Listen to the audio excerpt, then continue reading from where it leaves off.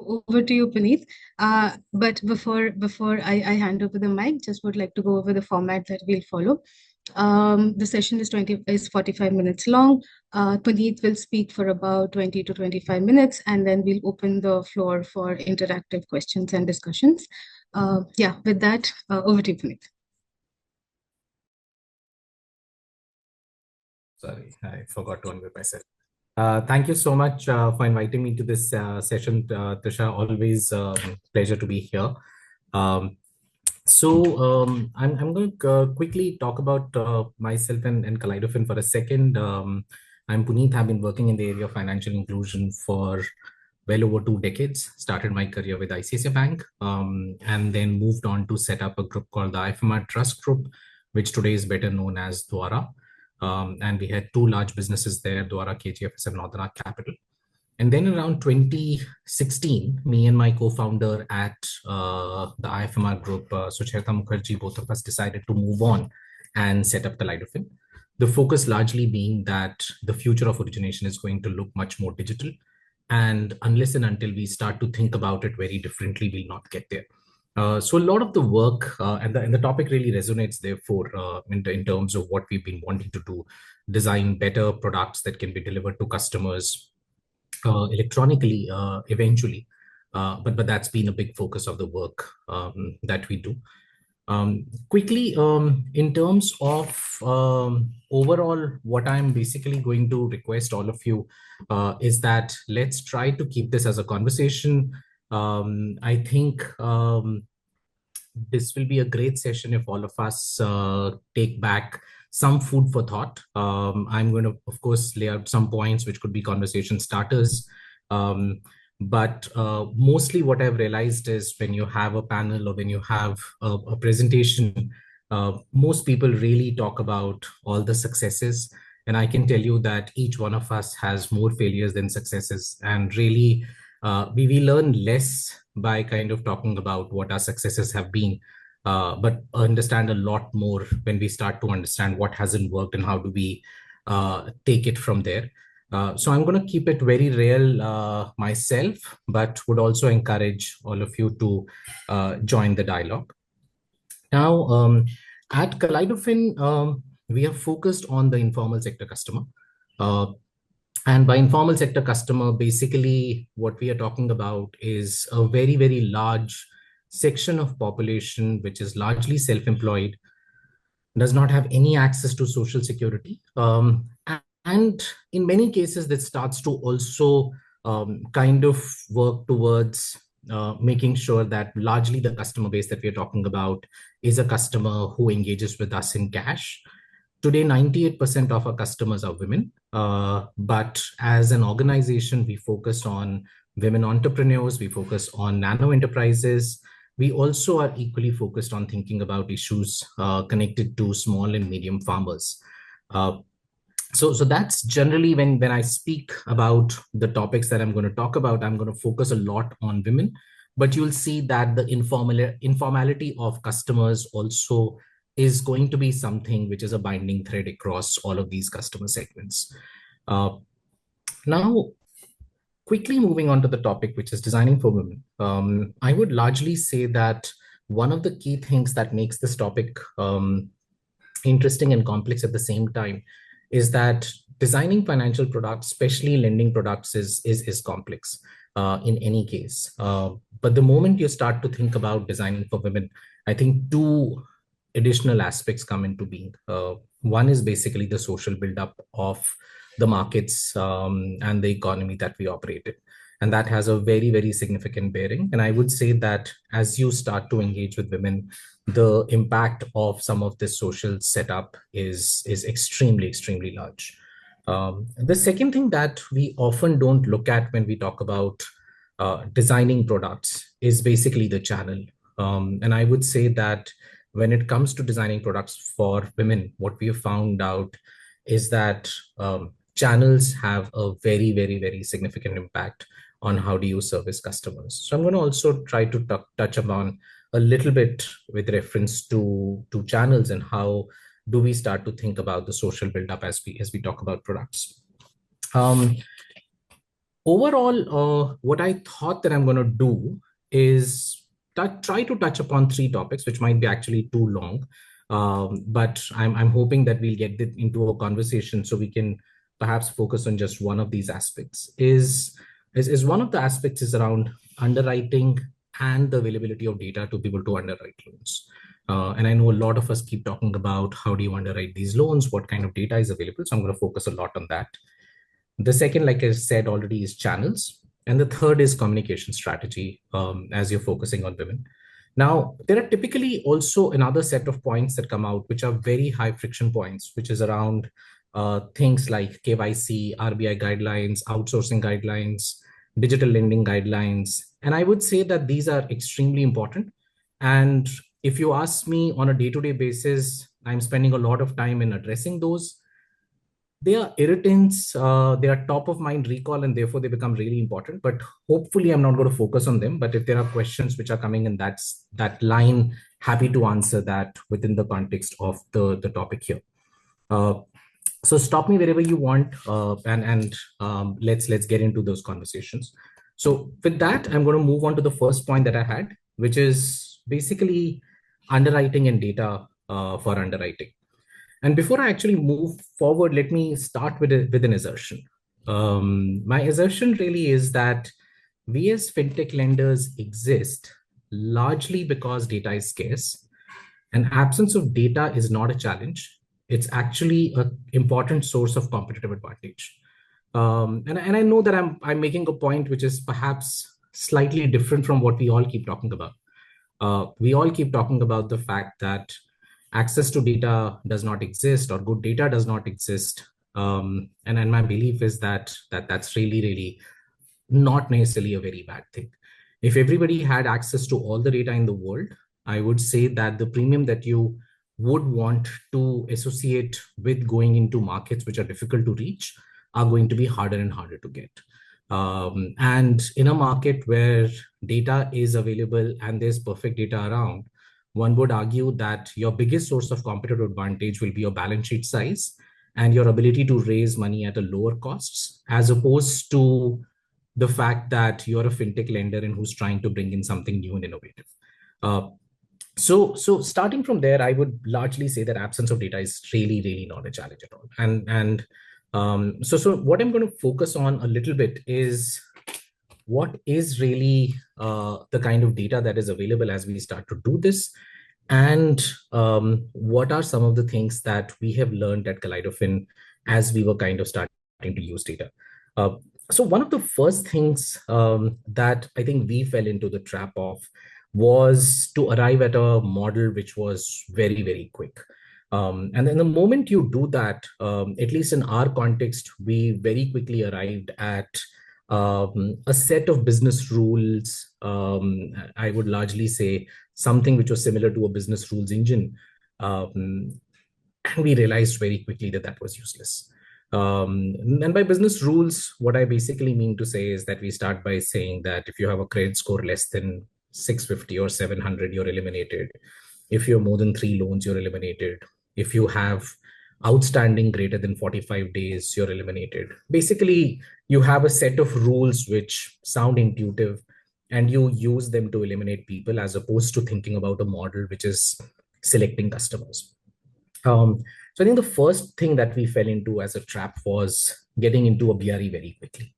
And I would say that didn't work for us. The second thing that we fell into a trap of was in trying to get to a place where we tried to create a single model. That doesn't work either. India is a very large country. The status and the occupation types for women, for instance, in Rajasthan is very different from that in UP and is very different from that in Tamil Nadu. As you start to look at any statistic which is with reference to income, occupation type, you'll realize that the variations are huge. Good income in Tamil Nadu is perhaps not found in many places in rural geographies in Bihar. Uh, so we had to kind of think about a model which is just not eliminating customers because we just went to a geography which was poorer as opposed to a geography which was richer. And the moment we started to do this, we realized that we just couldn't think about one model. And what this led us to get to was a tree and branch structure overall, where we have multiple models, and every time we find dissonance, it creates a branch. So, for example, we don't have a India model, we may have a Tamil Nadu model, and we have a Bihar model, and we may have a Gujarat model. And the moment we get into a Tamil Nadu model, we'll have then sub branches. So we might have a completely different model for a customer who's in urban, peri-urban, or in rural. And then within this, we may have different models for people who are primarily agriculture versus shopkeepers. And then the complexity just keeps increasing. So at the end of the day, we are not running a single model, but what we are running is many, many, many models at the back end. Uh, Now, the sum total of this at Kaleidofin, if I were to talk about today, is that we've used a model, it's called Chi-Score, to be able to give out over 22,000 crores in loans. This has all happened largely post-COVID. And we've not had a month where, if we were to go by month-on-month originations, where the portfolio ever showed delinquency greater than 2% for any monthly cohorts. And this is very different from saying that we have a 2% par 90 for all of the loans put together, because just the size and scale matters. So individual cohort wise, we never really went beyond that. But it took us a lot of effort to be able to get there as we started to kind of think about this. Uh, Let me quickly take a pause here if there was any question, any thought at this point of time before I get into a little bit more details about the challenges as we started to think about data here.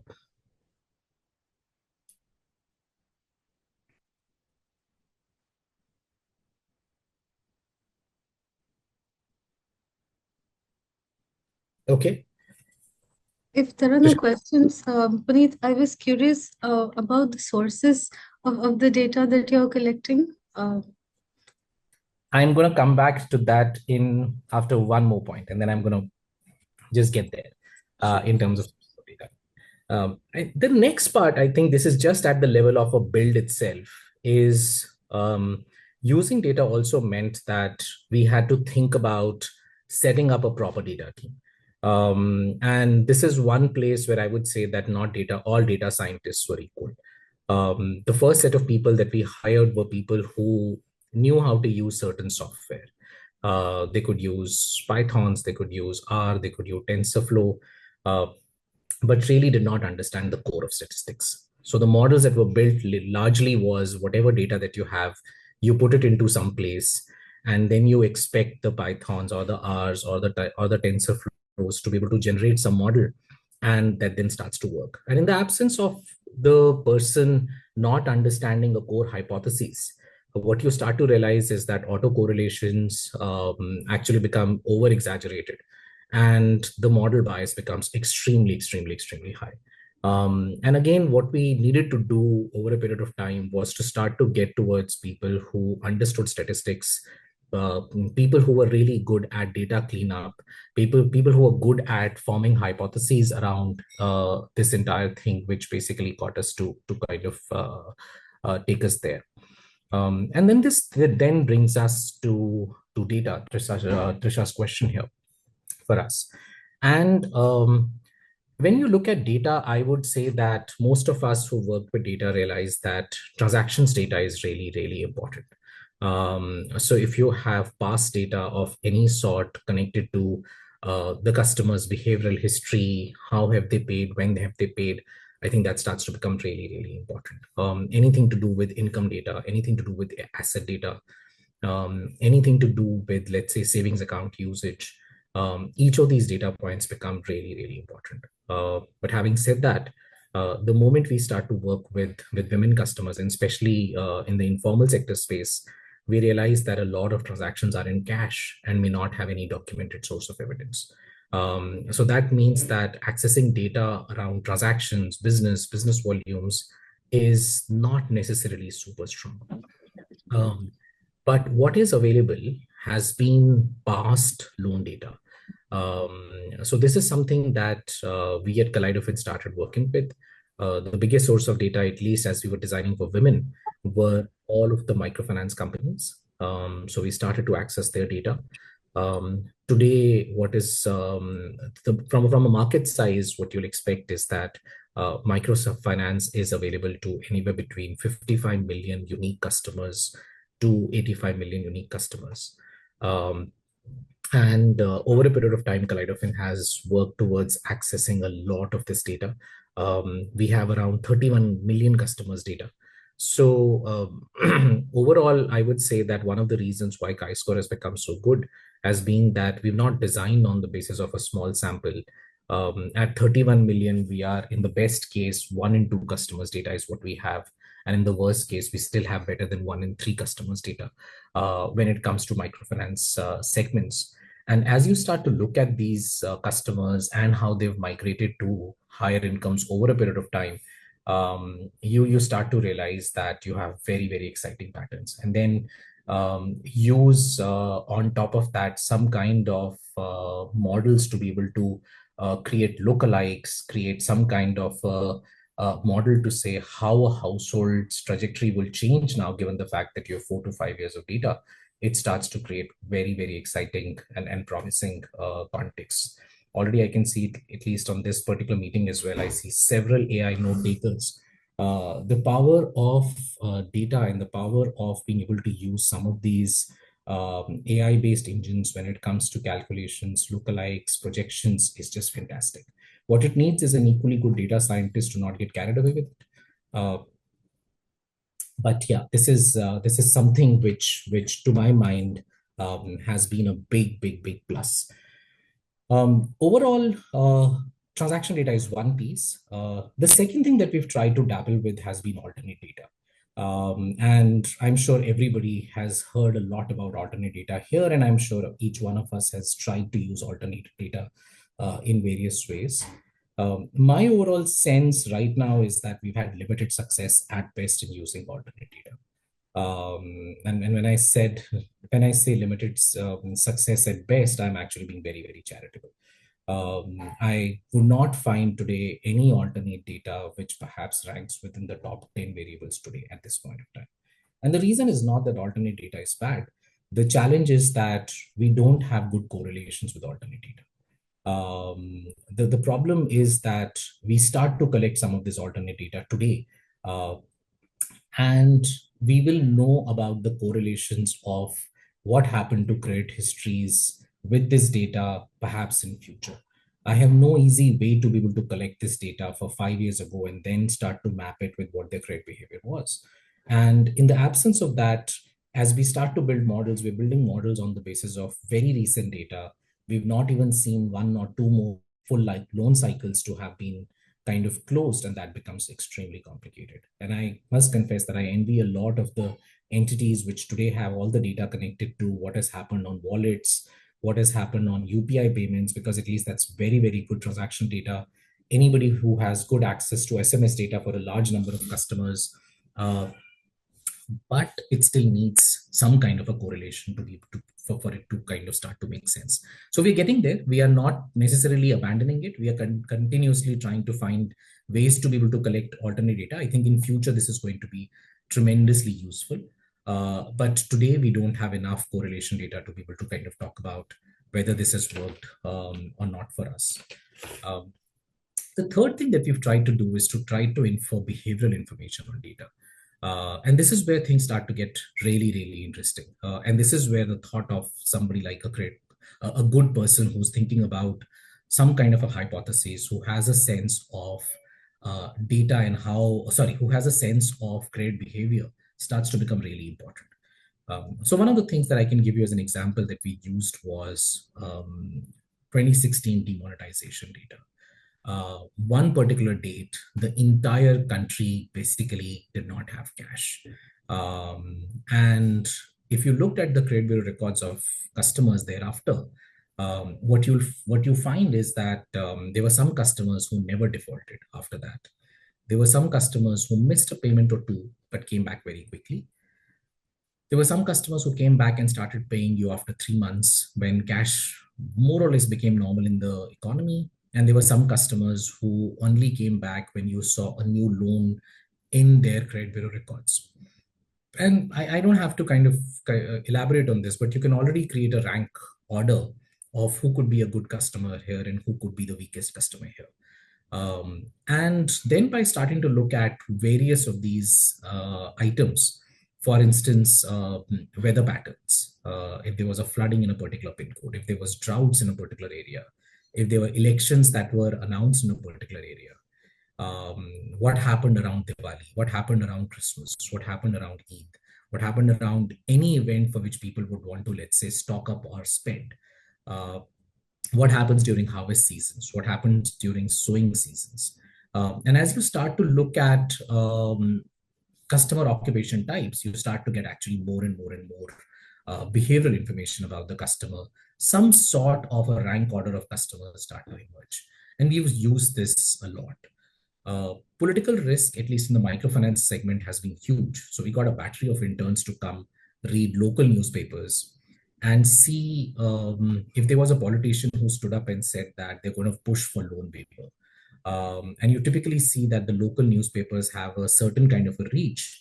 And then we started to look at what segment of customers might have access or could have gotten influenced by a news item coming in a local newspaper in a local language. That also actually started to give us insights around how we should be communicating. But some of these may not be perfect correlations, but the idea really was that we were always thinking out of the box to say, we have correlations, we have loan repayment data for a certain period of time, and what variables can we figure out for past without having to wait to collect that data today. And some of these pieces of information, I would say, were incredibly useful.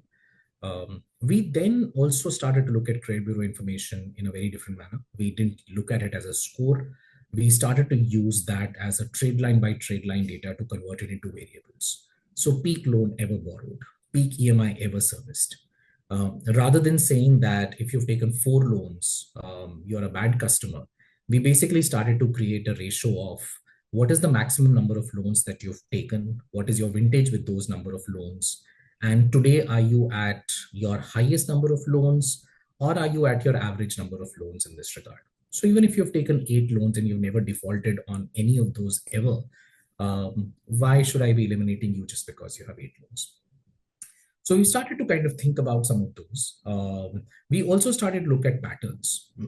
For instance, if a customer defaults just before Diwali and always pays up by the time it's December, then you know that the customer does not have a willingness issue to pay. The customer is basically using a loan and defaulting on a loan strategically to be able to create a little bit more liquidity during a festival season.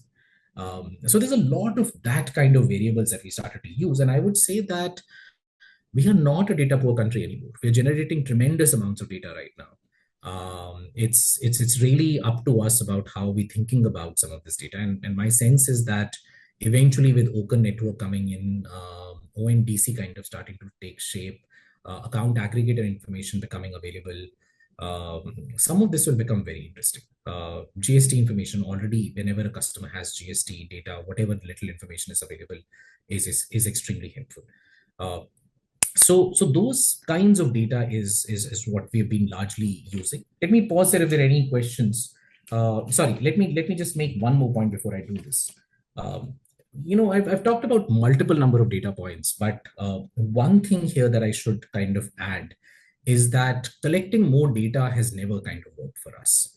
The moment you make your loan application form to be much larger, than perhaps even 7, 8 questions, you realize that you do not get accurate information.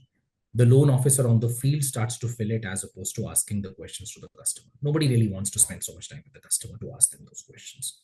And then you're in a challenge of getting junk data, which you can't use in your models, but you also can't eliminate it because you've collected it. So there are all those challenges. So what we've realized is that more questions have not helped us, but asking very minimal number of questions and then trying to arrive at whatever data is already existing, if there's a way to capture the data, that has kind of yielded kind of significant dividends for us. So let me pause here and see if there are any questions, and then I'll get to my last 2 points around data and then perhaps move to the next topic or stop there. I know we've already kind of crossed 25 minutes.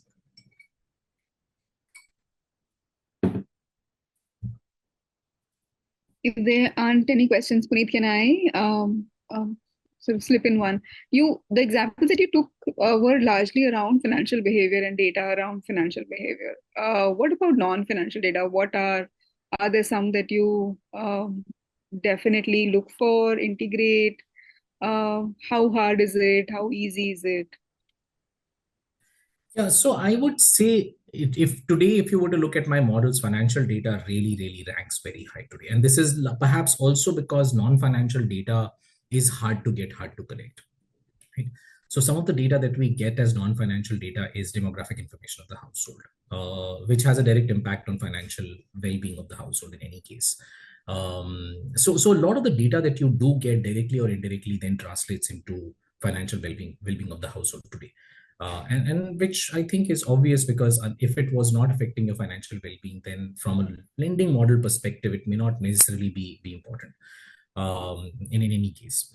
So demographic information we definitely get. We try to get asset ownership, which is again, to my mind, a manifestation of financial data.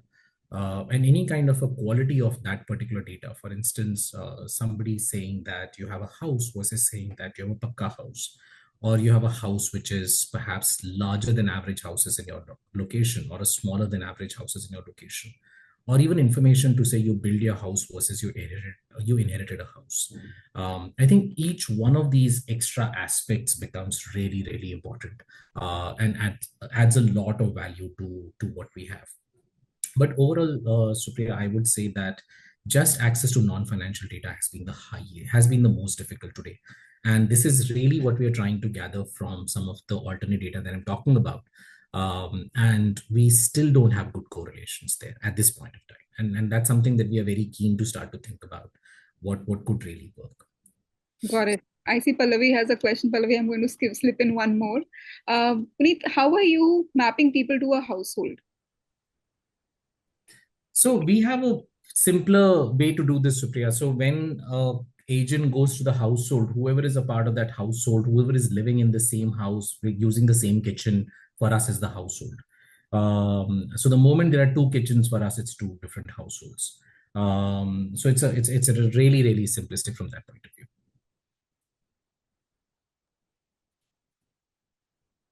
Okay, I'm going to quickly try to read out one question here.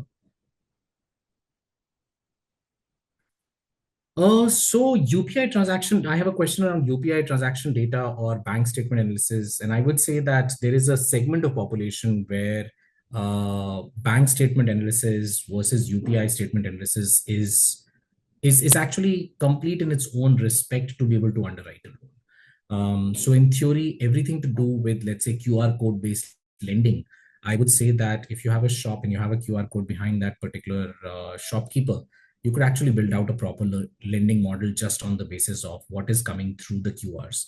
And even if you were to try to put a percentage to it to say X percentage is cash sales, Y percentage is coming to you via QR, in theory, you can always build a very, very strong lending model. And those are models that we've seen many entities try to do.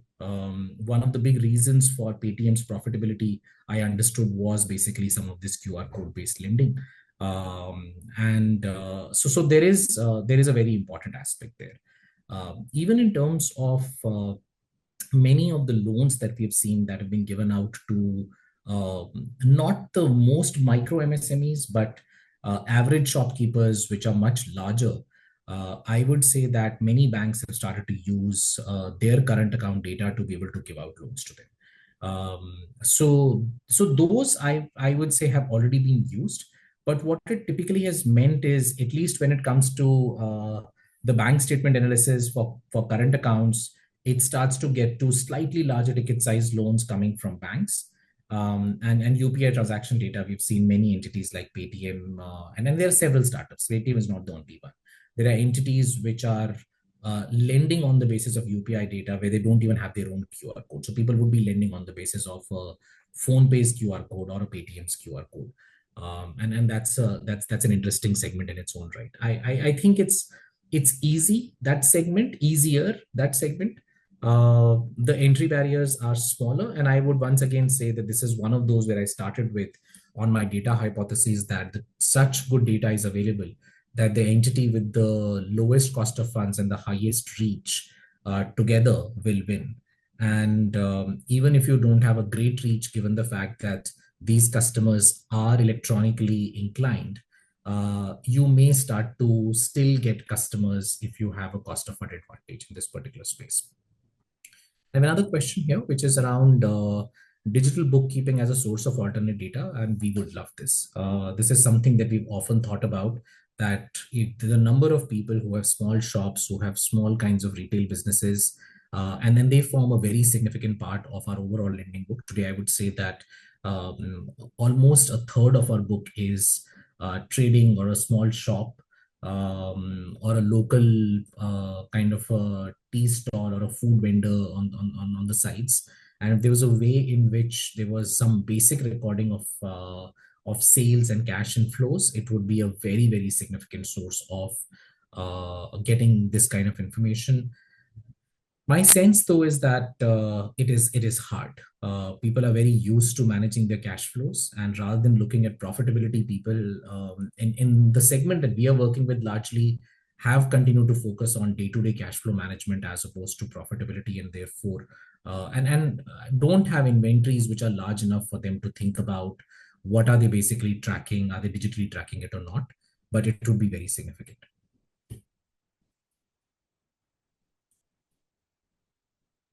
Okay, if there are no other questions, I'm just going to quickly move to my last point around data that I wanted to quickly kind of touch upon. So as we started to kind of build our models, and with everything that I've spoken about, I think a true test happened right after we introduced our models. So the models that we built were customers to whom loans were sanctioned. So whatever underwriting models people were using, the data of customers who actually got the loans in some way were the best of the best customers that every entity got. They were already rejecting several entities, and we had no data about those customers.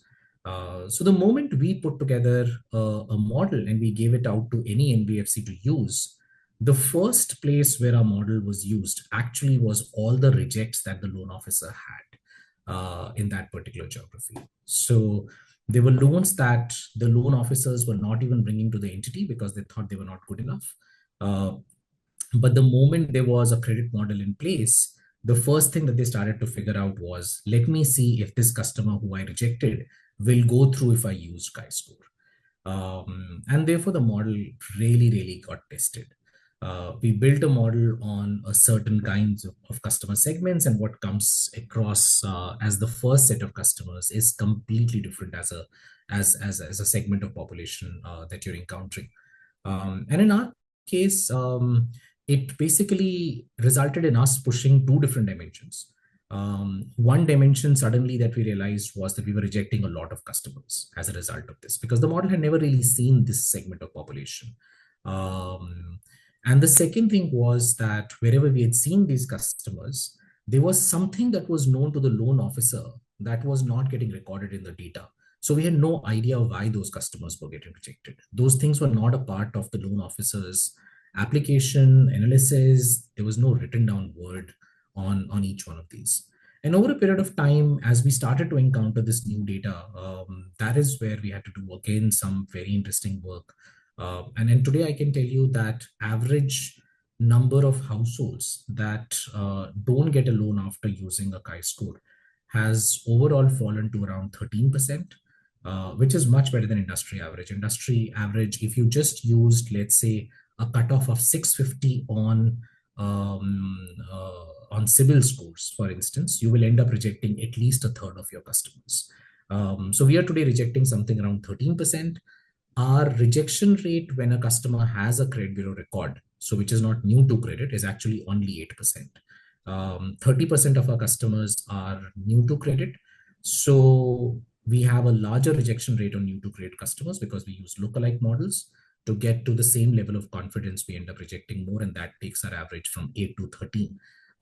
So our rejection rate around new to credit is around 20, a little over 20% right now.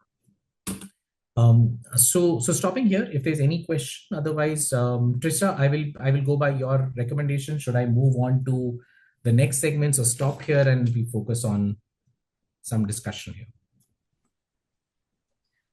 So I do see there are several startups in the room, and I'm sure you're kind of tackling with the same challenges, or rather thinking about how to set up your data processes. If you'd like to come on and share some of your experiences as to what you're thinking, I think that would enrich the conversation. And if anyone here has any comments, may not have to be a question. If you do want to add to anything that Puneet has said, anything that resonates, please feel free to sort of raise your hand and chime in. Um, but if not, Puneet, please proceed. Yeah, let's wait for like 30 seconds.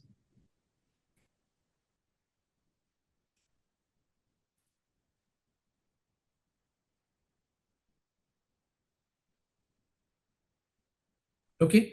So, Puneet, this is Misha here. I have a question. Hi.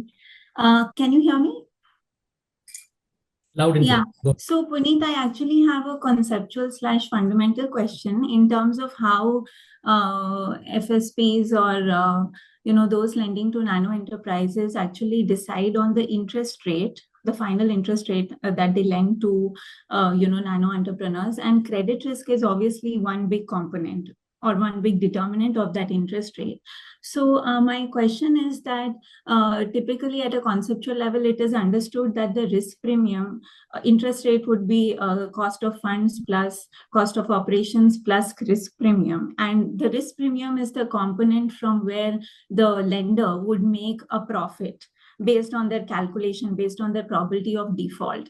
My question is, why is it that some companies in their interest rate policies have an additional margin component for profit? It's slightly digressing from the topic, but not so much. I hope you don't mind. So I had that kind of fundamental question there. The reason I asked this is because recently I was also speaking to Dr. Harshvardhan, and he was talking about the probability of default. And he was saying that if you, that there is no one systematic way of doing this because information for this segment is very less. And that if you overcharge on the risk premium, you end up losing due to competition. And if you undercharge, then you again end up losing due to high NPAs. So it is a bit of an art and science. So I have two questions. One is risk premium not accounting for the profit? And second question, if it is accounting for profit, then why is an additional margin component included? Yeah, so Misha, great questions. Fundamentally, I think what you said is absolutely right. The way you should be pricing is basically cost of funds plus operating costs plus whatever is your probability of default, and there is some kind of a riskiness premium that you're basically charging there. And they're going to be basically, again, two different things that you can look at.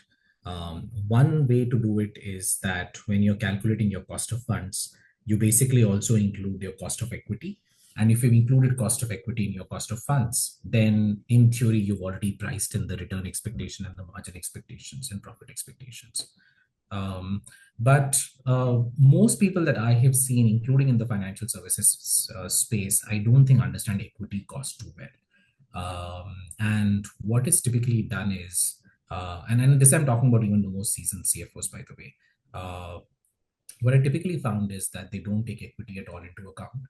And what most entities do is, if I'm borrowing at, let's say, 12%, then my cost of funds is 12%. And then on that 12%, what I need to do is my operating cost, let's say, is 6%, and then my delinquency cost is 4%. So that takes my total cost to 22%. I want an ROA of 4%, and therefore you add another 4, and that basically is the margin of profit. But what they've done is they've not really looked into what actually happened with equity there. They basically base everything on the cost of borrowings. And then this is really kind of, it's an easy way to look at it as well, because you end up using your equity very quickly. The first kind of loans that you give out is all from your equity. And after that, you're just borrowing new cash from banks. And if you use this model, Misha, what it does for you is then every single rupee that you're borrowing from the bank, that is always going to make profits. If you otherwise took a blended average or something else, then it becomes a little bit more complicated. So it's rather simplistic in terms of from a CFO approach, but nothing incorrect about it. So that's basically one thing that you'll find. The tricky part is that the overall space that we are working with is not a perfect competition space. So at one level, if you were to look at markets today, and if you were to look at microfinance as a segment, what you'll hear is that there is overheating, and there are RBI is now nudging to say that microfinance segment may have a lot of competition. We've seen some of the listed companies come up and say that microfinance competition is kind of increasing in a big way. But at the same time, the moment you move away from microfinance into a nano enterprise, or a woman who borrower in that particular location who wants 150,000 rupees for a shop, there is absolutely no loan available to her. And the moment you look at this customer, Sorry, there is not what? There is absolutely nobody who's lending to this particular customer segment. And banks have still not reached there. MFIs are the only ones who have reached there. Most of the NBFCs have no reach. And this customer hasn't really understood how to use the smartphone, does not have the data which is amenable to use of getting loans using a smartphone. And therefore, your probability of default is not material. What you're able to charge to this customer is scarcity premium. This customer doesn't have any ability to borrow from anybody else, and therefore you can charge any rate that you want. And the customer will pay you that rate so long as they feel that they are able to service this loan, even if it is coming from somewhere else. Even if they're making a loss by taking that loan, but the household income can support it, people are actually borrowing at this point of time. The customer is not really voting with their feet. And that's basically where designing a model which is understanding probability of default becomes very hard. The first part is, in getting to probability of default, you need to have a statistical model to understand who's going to default, who's not going to default. And I think that's where chi-score starts. A lot of our work has been to understand probability of default. But the dominant model that most entities use is to say that I don't know who's going to default.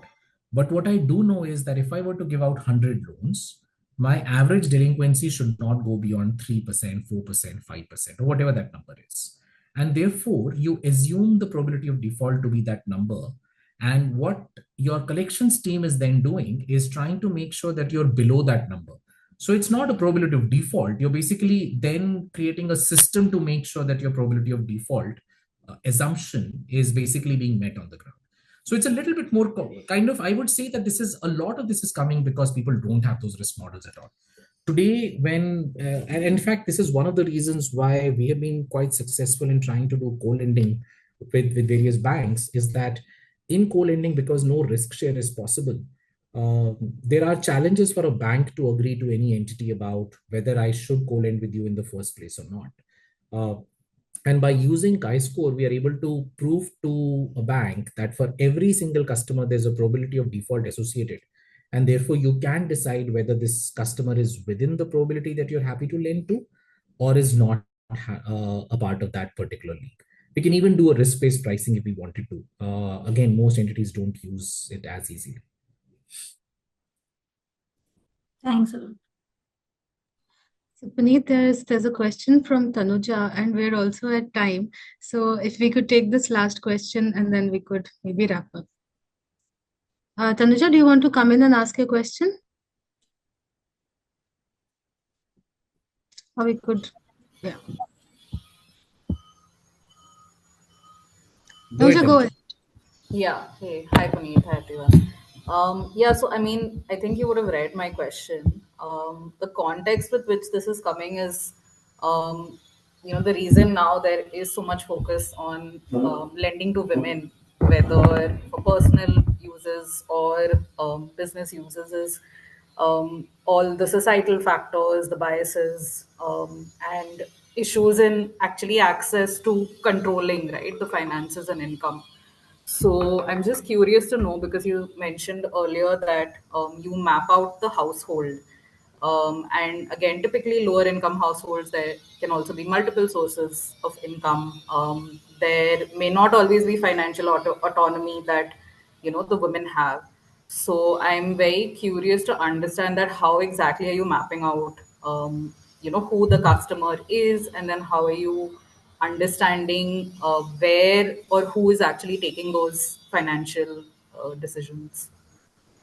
Yeah. A very good question, and I would say I don't have a good answer, but let me tell you what I do know.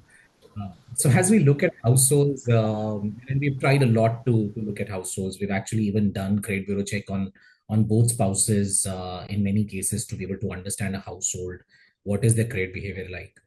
And I would say, at least in the rural context, actually, this is not necessarily 100% true about rural context alone, but definitely in the rural context, I can tell you for sure, is that when you look at the woman member of the household, her credit record is spectacular. It's amazing. And when you look at the male member of the same household, the credit record is so bad that you would basically say that I can't touch this household with a barge pole. And that's actually pretty shocking, that how can a household where most decisions most likely are not independent represent these two different, completely different situations altogether. And my sense is that some of this has happened due to past challenges. In rural context, agri loans have typically been written off, and it makes no sense to repay those loans from a borrower perspective. So the household starts to look very complicated. In urban context, what we have found is that women got access to microloans. Male members had absolutely no access to loans at all. So their credit files were actually non-existent. And in many cases, they got loans which were like commercial vehicle finance loans. And if you were to reach out to various vehicle finance companies, they'll actually tell you that they like the commercial vehicle guys to default a little bit because their penalty actually adds a very significant kicker. And you know that the loan is not at risk because you have a very strong collateral in the form of a commercial vehicle. So sometimes they're actually not unhappy with delinquency coming their way because it actually acts as a very significant kicker. So again, whether this particular application is showing the right risk or not is a little hard to understand. So first part that I wanted to place was just that the household does not show uniform behavior. We found that the household starting to show uniform behavior actually at very different economic classes. There are certain households where we've seen, even in low middle class households, where the household decides to preserve one person's credit records over others. Some of this is done strategically as well. In terms of decision making at the level of households, we did not have this answer at all, and we recently, I would say, have at least a bit of an answer here. One of our investors helped us conduct a survey of some of our women entrepreneurs. And in that survey, we try to reach out and try to ask a series of questions to help us identify whether the woman was in control of the decisions or was it somebody else who was taking all financial decisions. And I don't know if I should be happy about it or very sad about it, but what we realized was just the shade over 50% of our women borrowers were actually the key decision makers and were actually indeed running the business. So that's what we found. In all other places, we found that either the woman was not running the business at all, she was just the conduit to take loans. This was a smaller proportion though, out of the remaining 46-ish%. And then there were several other places where the woman was running the business, the male member would come in and go, but the decisions were not independent. Okay, that's some very interesting insights. Thank you so much.